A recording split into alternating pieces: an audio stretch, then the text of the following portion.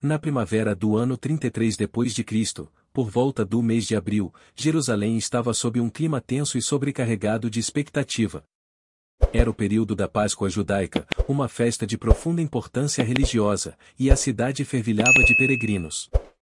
Nesse contexto, Jesus de Nazaré, considerado por cristãos como Messias, foi condenado à morte por crucificação, uma punição reservada aos piores criminosos e inimigos do Império Romano. Antes de sua crucificação, houve um momento crucial onde o governador Pôncio Pilatos ofereceu ao povo a escolha de libertar um prisioneiro durante a festividade da Páscoa. O povo teve a opção de escolher entre Jesus, o pregador da paz, e Barrabás, um notório criminoso, culpado de rebelião e homicídio. Influenciados pelos líderes religiosos e pela multidão, a escolha foi por Barrabás, resultando na condenação de Jesus. Essa decisão simboliza o contraste entre a justiça divina e a corrupção da humanidade, onde a liberdade foi dada a um ladrão violento, enquanto o inocente foi crucificado. Jesus foi levado ao Gólgota, que significa lugar da caveira, uma colina fora de Jerusalém, onde as crucificações eram comuns e expostas publicamente como uma forma de dissuasão e humilhação. Ali, Jesus foi pregado à cruz, ao lado de dois criminosos. De acordo com a tradição, o homem à direita de Jesus é conhecido como Dimas, embora seu nome não esteja registrado na Bíblia, é uma tradição cristã, enquanto o criminoso à esquerda é chamado de Gestas. Os três estavam sendo executados sob a mesma pena, mas por razões diferentes. Gestas, o ladrão à esquerda, zombava de Jesus, dizendo: "Se tu és o Cristo, salva-te a ti mesmo e a nós também."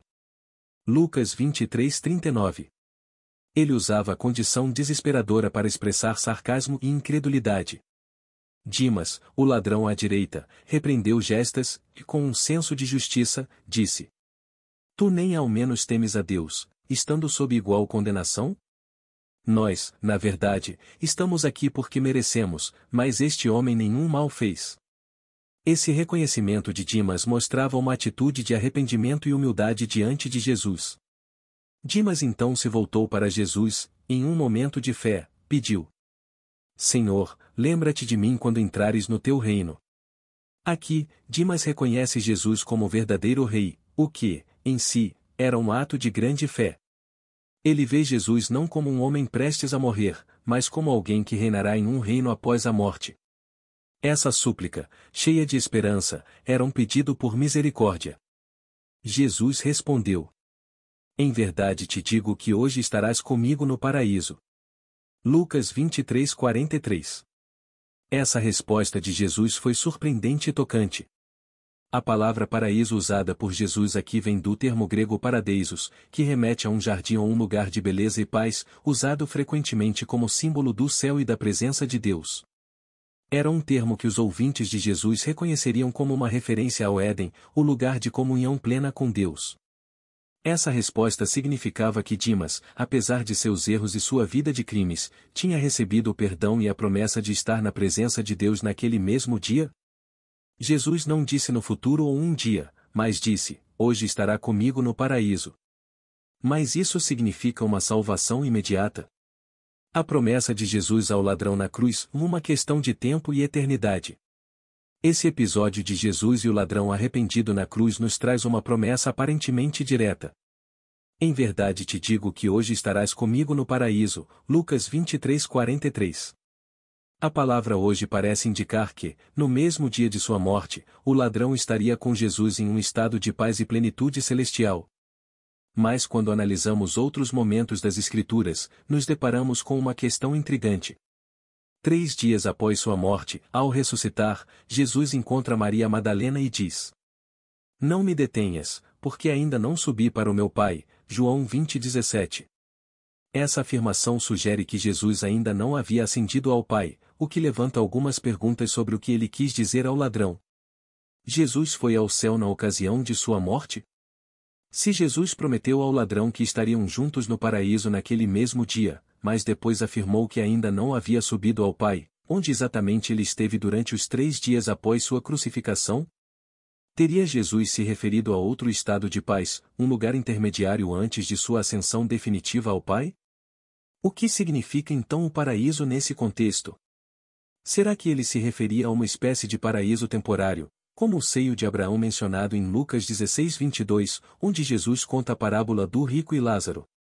Nesse verso, ele descreve o momento da morte de ambos, Lázaro, o mendigo, e o homem rico. A passagem diz: Aconteceu que o mendigo morreu e foi levado pelos anjos para o seio de Abraão. Também morreu o rico e foi sepultado. Na narrativa do rico e Lázaro, Jesus apresenta um cenário onde, após a morte, o destino de cada um se define de forma imediata, antes mesmo do julgamento final. Lázaro, o mendigo, ao morrer, é levado para um lugar de consolo conhecido como seio de Abraão, enquanto o rico, que viveu em egoísmo, encontra-se em tormento. Essa imagem de dois destinos distintos logo após a morte ajuda a entender o que Jesus quis dizer ao prometer ao ladrão arrependido que estaria hoje com ele no paraíso. Embora Jesus ainda não tivesse ascendido ao Pai, a promessa de um lugar de paz e consolo imediato já estava presente nas Escrituras, como vimos na parábola citada, um lugar de descanso para aqueles que haviam sido fiéis. Esse conceito sugere que a alma, após a morte, pode encontrar paz e refúgio, aguardando o cumprimento final da ressurreição e ascensão. Assim, o paraíso ao qual Jesus se refere ao falar com o ladrão arrependido parece apontar para um estado intermediário de consolo na presença de Deus, acessível aos que se arrependem e buscam a misericórdia divina. Tanto é que ele não diz, estará comigo no céu, ou no reino do céu e sim no paraíso. A pregação aos espíritos em prisão. Para aprofundar a interpretação de hoje estarás comigo no paraíso, podemos considerar outra passagem, na qual o apóstolo Pedro menciona que Jesus, após sua morte, foi e pregou aos espíritos em prisão 1 Pedro 3,19. Essa passagem tem sido interpretada por muitos teólogos como uma indicação de que, enquanto o corpo de Jesus estava no sepulcro, ele foi a um local onde as almas estavam aguardando, ou seja, não ascendeu imediatamente ao Pai. A referência aos espíritos em prisão levanta uma questão. Jesus, enquanto ainda não havia subido ao céu, teria ido a esse lugar intermediário? Esse episódio abre possibilidades sobre o destino dos que morreram antes de sua ressurreição, fornecendo uma perspectiva adicional sobre o que Jesus quis dizer ao ladrão. Ao afirmar hoje estarás comigo no paraíso, Jesus pode ter se referido a um estado de comunhão espiritual e de paz em um local de descanso, mas ainda não ao céu propriamente dito. Essa leitura reforça a ideia de que o paraíso prometido ao ladrão representava um encontro de alívio e descanso imediato, algo que transcende a compreensão humana sobre tempo e espaço. Como entender o tempo e a eternidade na perspectiva de Deus? A diferença entre o hoje de Jesus e a eternidade é outro ponto de discussão importante. Jesus pode ter falado de um hoje eterno, um conceito de tempo que transcende a compreensão humana. Poderia esse hoje indicar um encontro espiritual entre Jesus e o ladrão no mesmo momento da morte, ainda que Jesus não tivesse ascendido ao Pai no sentido físico? Ao dizer não me detenhas, Jesus pode estar afirmando que ainda não havia completado sua obra de ascensão ao Pai. Essa ascensão final poderia representar a transição completa de Jesus de sua missão terrena para sua posição celestial ao lado de Deus, o que completaria o ciclo de sua vida, morte e ressurreição. A promessa feita ao ladrão mostra a disposição de Deus em perdoar, e o contraste entre Gestas e o ladrão arrependido Dimas. Isso reforça que a salvação está ao alcance de todos, independente do histórico de vida. O processo de arrependimento e transformação do ladrão na cruz. Um ponto importante a se considerar é o possível processo de arrependimento do ladrão que recebeu a promessa de Jesus. Esse homem provavelmente teve um longo período de reflexão enquanto estava preso. Diferente do outro ladrão, Dimas pode ter cumprido sua sentença com um certo entendimento das consequências de seus atos, o que o levou a um processo interno de arrependimento e mudança de atitude. Estando ali, sob a mesma condenação que Jesus, ele reconhece sua culpa e admite que está pagando justamente pelos crimes cometidos. Esse tempo de prisão, que talvez o tenha levado a reconsiderar suas ações e a sentir o peso de suas transgressões, fez com que Dimas se tornasse mais receptivo à mensagem de salvação e ao encontro com Jesus. Em contraste, o outro criminoso, parece não demonstrar remorso algum ou qualquer transformação significativa durante seu tempo em cativeiro. Ele, mesmo em sua última hora, permanece endurecido, desdenhando de Jesus e zombando dele. A postura de Dimas, ao se voltar a Jesus, reflete uma disposição de coração que é fundamental na fé cristã, o reconhecimento da própria condição e a busca pela misericórdia de Deus. Assim, o arrependimento sincero de Dimas destaca que, apesar de sua vida de erros, ele encontrou o caminho para o perdão e a graça divina nos momentos finais, mostrando que a redenção está disponível para qualquer um que se volte a Deus com um coração arrependido. Com essas passagens fica mais fácil nosso entendimento sobre as perguntas que muitos religiosos se fizeram ao longo dos anos como: o que acontece com a alma após a morte? O paraíso é imediato ou existe um local de espera até a ressurreição final? Cada detalhe dessa história abre caminho para entendermos mais sobre o amor de Deus e a promessa de salvação. No final, o cumprimento da declaração feita por Jesus ao ladrão nos dá ainda mais esperança que a morte não será o fim de tudo e que mesmo quem está em uma situação contrária ao que é ensinado na Bíblia pode ter sua vida restaurada mesmo nos últimos momentos de sua vida. Essa passagem bíblica é uma das mais belas expressões da graça e da misericórdia de Deus.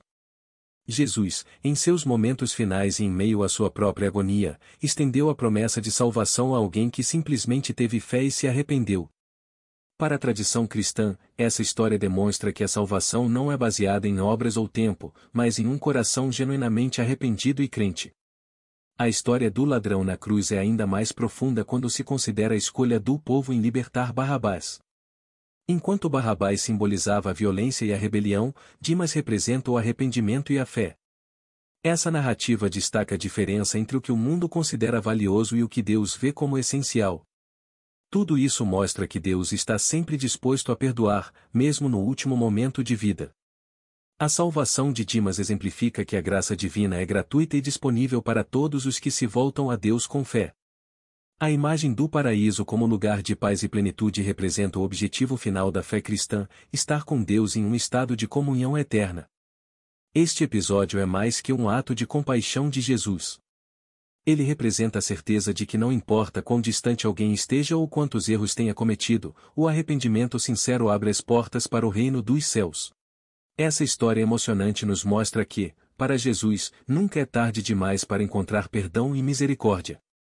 Mesmo em seus últimos momentos, o ladrão que estava ao lado de Jesus foi acolhido com a promessa de que estaria com ele no paraíso.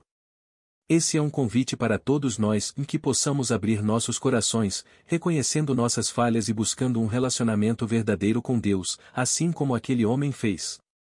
Se essa mensagem tocou o seu coração, não esqueça de curtir e compartilhar este vídeo.